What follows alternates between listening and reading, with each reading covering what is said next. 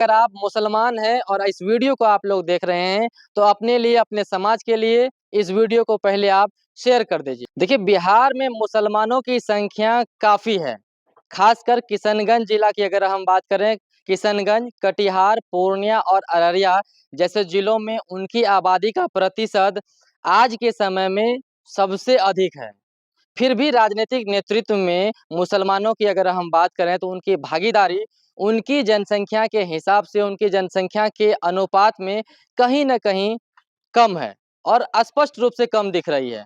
मुस्लिम नेताओं की संख्या बढ़ाने के लिए कुछ व्यावहारिक और रणनीतिक कदम उठाए जा सकते हैं, जो आज के समय में जो देश का वर्तमान हालात है, जिस तरह से वक्फ अमेंडमेंट बिल को लेकर मुस्लिम विधायक ने समर्थन किया, वैसी परिस्थिति में कहीं न कहीं समय है कि मुस्लिम नेताओं का बढ़ना बिहार में बहुत ज़्यादा ज़रूरी है। लेकिन उससे पहले हम लोग थोड़ा-सा वक्फ संशोधन विधेयक 2024 में प्रस्तावित मुख्य परिवर्तन जो हुआ है, वो क्या-क्या हुआ है, उसमें हम लोग एक नज़र डालेंगे। उसके बाद हम लोग बात करेंगे कि बिहार में मुस्लिम नेताओं का प्रचलन कैसे होगा, कैसे बढ़ेगा, कैसे ज़्यादा से ज़्यादा मुस्लिम नेता उभर पाएँगे। तो देखिए, सबसे पहली चीज़ हम लोग बात करेंगे, जो परिवर्तन हुआ है, उस पर हम लोग बात करेंगे कि वक्फ अमेंडमेंट बिल पर क्या कुछ परिवर्तन हुआ है, वो एक नज़र हम लोग दौड़ाते हैं और हम आपको बताने की कोशिश करते हैं। तो देखिए, सबसे पहले नंबर अगर हम बात करें तो वक्फ बोर्डों में गैर मुस्लिम सदस्यों का समावेशन। वर्तमान में वक्फ बोर्ड में केवल मुस्लिम सदस्य होते हैं। नए विधेयक के अनुसार इन बोर्डों में जो नया नियम बना है, जो संशोधन हुआ है, उसमें ये लागू हो गया है कि कम से कम, जी हाँ, कम से कम 2 गैर मुस्लिम सदस्यों को शामिल किया जाएगा, जिससे बोर्ड की संरचना में विविधता आएगी। ये बात हम नहीं कह रहे हैं, ये बात सरकार कह रही है। अगले नंबर, दूसरे नंबर की हम बात करें, जो कुछ परिवर्तन हुआ है, नया नियम आया है, जो बना है, उस पर हम लोग बात कर रहे हैं। तो दूसरे नंबर पर कलेक्टर को सर्वेक्षण की ज़िम्मेदारी। तो देखिए, पहले क्या होता था कि पहले वक्फ संपत्तियों का सर्वेक्षण सर्वेक्षण आयुक्त द्वारा किया जाता था। संशोधित विधेयक में यह ज़िम्मेदारी आज के समय जो नया बिल में जो बदलाव किया गया है, उसमें क्या किया गया है कि वो जिला कलेक्टर को दी गई है, जिससे वक्फ संपत्तियों का रिकॉर्ड राज्य के राजस्व कानूनों के साथ संरेखित किया जा सके। साफ-साफ समझिए कि ये जो है डीएम के हाथों में चला गया है। उन्हीं के यहाँ पे कागज़ात, सारा कुछ जो रिकॉर्ड है, ज़मीन का सारा कागज़ात उन्हीं के पास रहेगा। तीसरे नंबर की अगर हम बात करें, अनुच्छेद 40 का निष्कासन। तो देखिए, पूर्व में जो था, वक्फ बोर्डों को किसी भी संपत्ति को वक्फ घोषित करने का पूरा अधिकार था। किसी भी संपत्ति को अगर वो कह देता था कि ये वक्फ की संपत्ति है, तो वो संपत्ति वक्फ बोर्ड का हो जाता था, जिसे अनुच्छेद 40 के तहत सबसे कठोर प्रावधान माना जाता था। लेकिन उसमें देखिए बदलाव जब हो गया, तो बदलाव होने के बाद जो नया विधेयक है, नए विधेयक में इस अनुच्छेद को एकदम हटा दिया गया है, जिसमें वक्फ बोर्ड अब बिना उचित प्रक्रिया के किसी भी संपत्ति को वक्फ घोषित नहीं कर सकेंगे। जैसे पहले होता था कि कहीं संपत्ति कोई दिखा है, जिस तरह का उसके ऊपर आरोप लगा है कि कहते हैं कि उसकी कोई भी संपत्ति को अपना कह देते थे, तो वो अपना हो जाता था। लेकिन अब ये संभावना बिल्कुल कहीं से नहीं है। चौथे नंबर की बात करें तो वक्फ संस्थानों का योगदान कम करना। तो देखिए, वक्फ संस्थानों द्वारा वक्फ बोर्डों को दिया जाने वाला जो अनिवार्य योगदान था, वो 7% से घटाकर अब जो है नए विधेयक में 5% कर दिया गया है, जिससे इन संस्थानों के पास अधिक धनराशि समाज सेवा के लिए उपलब्ध होगी। ये बात सरकार कह रही है कि हम परिवर्तन जो किए हैं, तो कहीं न कहीं मुस्लिमों का भला इसमें होगा, लेकिन क्या सच्चाई है वो तो आप ही लोग बताएँगे, जो लोग वीडियो को देख रहे हैं। आगे 5वें नंबर की अगर हम बात करें तो वक्फ विवादों में अपील का अधिकार। तो देखिए, पहले क्या होता था कि पहले वक्फ ट्रिब्यूनल के निर्णय अंतिम माने जाते थे, यानी जो वो कह दिया वही फाइनल, और उनके खिलाफ अपील की अनुमति नहीं थी, पुराने नियम में। लेकिन जो नए विधेयक बने, नए विधेयक में इन निर्णयों के खिलाफ उच्च न्यायालय में 90 दिनों के भीतर अपील करने का प्रावधान दिया गया है कि आप 90 दिन में अपील दायर कर सकते हैं, समय दिया गया है। जो कि पहले इस तरह का नहीं था, जिसको कह दिया कि ये संपत्ति हमारा है, तो बस वक्फ बोर्ड का वो है, उसमें कोई किसी का हस्तक्षेप नहीं होता था। लेकिन अब 90 दिन का अपील दिया गया है और इन परिवर्तनों का उद्देश्य वक्फ संपत्तियों के प्रबंधन में पारदर्शिता और जवाबदेही बढ़ाना, ये बात सरकार कह रही है। हालाँकि कुछ समूहों और विपक्षी दलों ने इन संशोधनों पर चिंता व्यक्त की है, यह मानते हुए कि वे मुस्लिम समुदाय के अधिकारों को प्रभावित कर सकते हैं। चलिए अब हम लोग थोड़ा बात करेंगे कि पूरे बिहार की बात करें या फिर सीमांचल समेत पूरे बिहार की अगर हम बात करें तो मुस्लिम नेता कैसे ज़्यादा से ज़्यादा उभरेगा, विधायक सांसद कैसे बनेगा। तो देखिए ज़मीनी स्तर पर संगठन और एकजुटता की अगर हम बात करें तो मुस्लिम समुदाय को अपने भीतर एकजुटता लानी होगी। जिस तरह से वर्तमान में अभी देश का हालात है उसको मद्देनजर रखते हुए अक्सर देखा जाता है कि जातिगत और सामाजिक विभाजन जैसे अशराफ, अजलाफ और अर्जाल के कारण उनकी ताकत कहीं न कहीं बढ़ जाती है।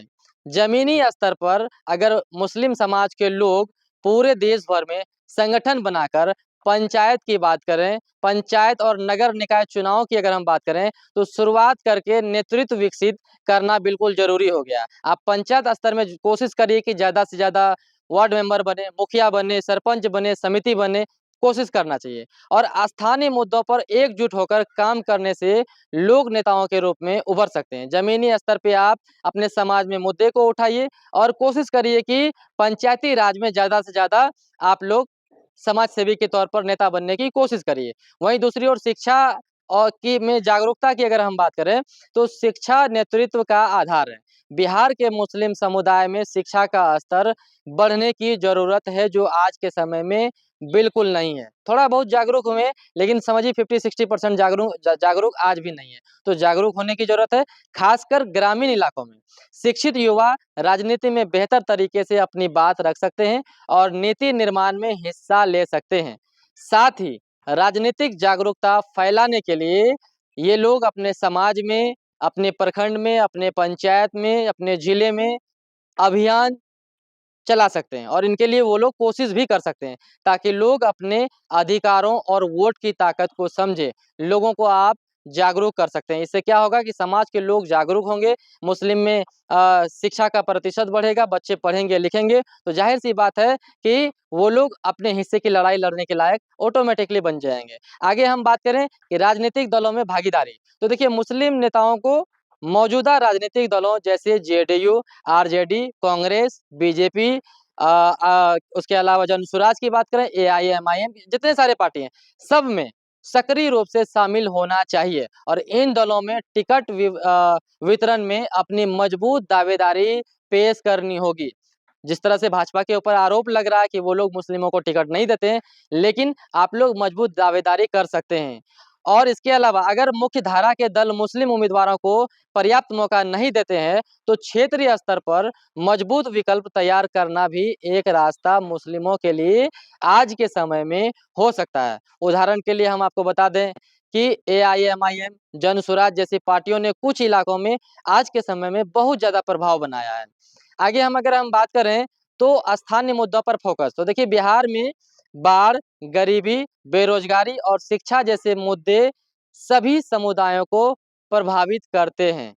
मुस्लिम नेता इन मुद्दों को आज के समय में और अभी से आज से ही उठाना शुरू कर दें और उठाकर सभी वर्गों का समर्थन हासिल कर सकते हैं। आप सभी वर्ग का प्रेम समेटिए, सबसे प्रेम पाइए और सबके लिए आप आवाज़ उठाइए, सबका समर्थन लीजिए और केवल धार्मिक पहचान पर निर्भर रहने की बजाय व्यापक जनहित के मुद्दों पर काम करने से उनकी स्वीकारता बिल्कुल पूरे समाज में बात करें, अपने जिले में बात करें या फिर राज्य की बात करें या फिर देश की बात करें, ऑटोमेटिकली बढ़ेगी।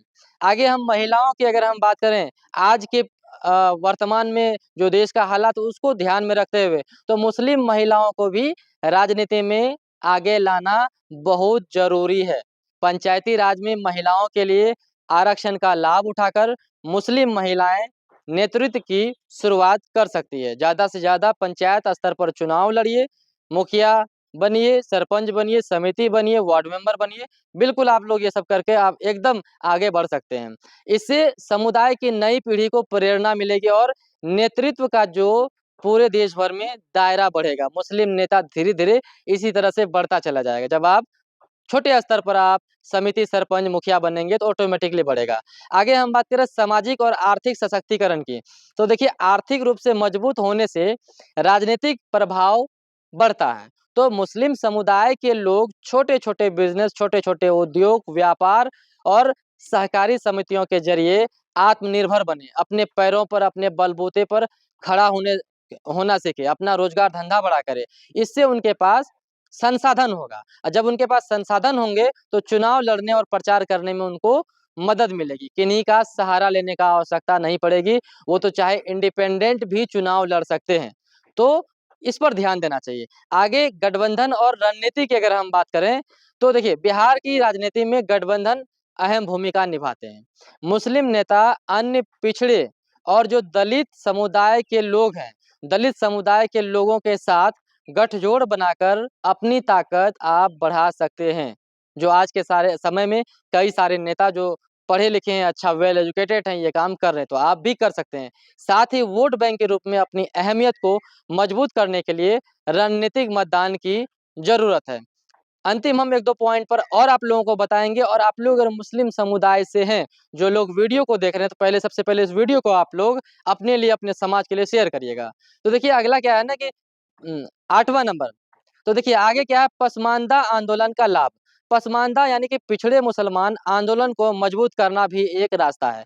बिहार में मुसलमानों में पसमानदा वर्ग की संख्या बहुत अधिक है। आप गिन सकते हैं, आंकड़ा अच्छा खासा उनका है और उनकी मांगों को उठाकर और उनके हक की लड़ाई लड़कर नए नेता आप बिहार में, अपने क्षेत्र में, अपने समाज में, अपने जिले में आप नया नेता के रूप में उभर सकते हैं। जैसा कि कुछ सामाजिक कार्यकर्ता और छोटे दल पहले से कर रहे हैं और आज भी कर रहे हैं। तो ऐसे में आप लोगों के पास भी ये अपॉर्च्युनिटी है कि आप लोग यहाँ से सीखिए और ये सब काम आप लोग करना शुरू करिए। तो वर्तमान संदर्भ में 2023 में हुए जातिगत सर्वे से पता चला है कि बिहार में मुसलमान जो हैं, मुसलमानों की आबादी जो हाल ही में सर्वे हुआ था, लगभग बताया गया था कि 17 से 18% बिहार में मुसलमानों की आबादी है। तो यह एक मजबूत आधार है, लेकिन इसका लाभ उठाने के लिए संगठित प्रयास और दूरदर्शी नेतृत्व चाहिए, जो हम लोगों के पास नहीं है।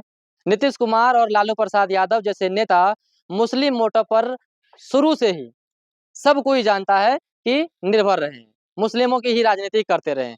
लेकिन समुदाय के भीतर से ज़्यादा नेताओं को आगे आने की आज के समय में ज़रूरत है। कब तक हम लोग दूसरे का झंडा ढोएँगे। जब हमारी बारी आती है बोलने की हमारे हक में, तो कोई बोलने को तैयार नहीं होता है। तो अगर युवा और महिला इस दिशा में कदम उठाते हैं और आने वाले दशक में बिहार में मुस्लिम नेताओं की संख्या में बड़ा बदलाव देखने को मिल सकता है। हम लोग किसी पर निर्भर नहीं रहेंगे, किसी पार्टी पर निर्भर नहीं रहेंगे, किसी पर आश्रित नहीं रहेंगे। अपने बलबूते एक मजबूत दावेदार पूरे बिहार में हम लोग पेश कर सकते हैं और अंत में यह सब तभी संभव है जब समुदाय धैर्य, मेहनत और रणनीति के साथ आगे बढ़ेंगे। नेतृत्व पैदा नहीं होता, उसे तैयार करना पड़ता है। ये बात आप लोग कान खोलकर सुन लीजिए और जितने मुस्लिम लोग हैं, आप लोग इस वीडियो को ज़्यादा से ज़्यादा शेयर करिए।